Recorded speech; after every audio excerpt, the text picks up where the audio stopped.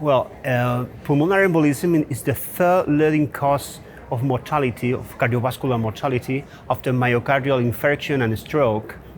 And the major causes of pulmonary embolism are immobilization, cancer, and surgery. However, in the other side of the spectrum, we have a PAH. This is a rare disease with 5 to 10 cases per million per year, and half of the patients will be diagnosed as irritable or idiopathic PAH or drug-associated PAH. There are another subgroup of patients, and the most important of this subgroup is the connective tissue diseases.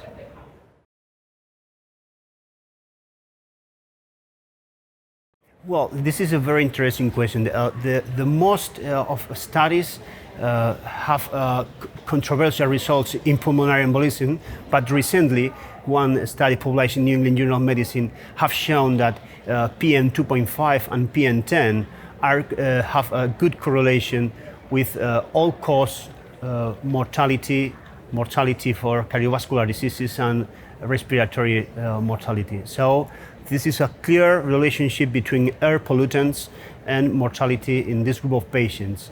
In PAH, as a rare disease, the evidence is low, is insufficient. This is one group in the United Kingdom that show correlation between outcomes on severity of disease in PAH, but larger studies we needed to confirm this data.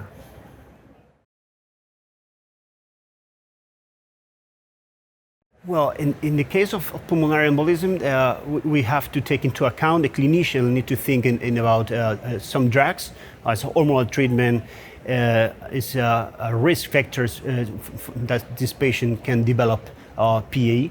And statins appears to have a protective effect on this kind of patients. Another factors that need to be into account is sedentary or physical activity.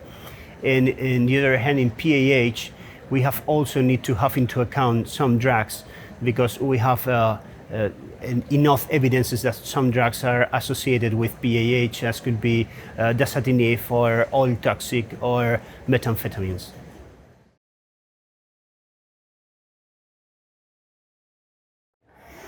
Yeah, this is a very nice question. There are several hypotheses that can influence in the development of PAH and PE about air pollution. Some of them include endothelial dysfunction, oxidative stress activation of the inflammatory pathways also, and some coagulation, pro-coagulations can be involved in this mechanism. But we need more studies on this way to clarify this kind of hypothesis.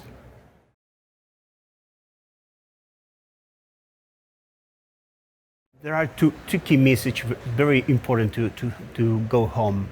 The first one, that we know enough evidences about PM 2.5 and PM 10 and the relationship with all-cause day cardiovascular and respiratory death. And in the other hand, a PAH need larger studies, but there is a low evidences that suggest that air pollution can contribute in the worsening of PAH.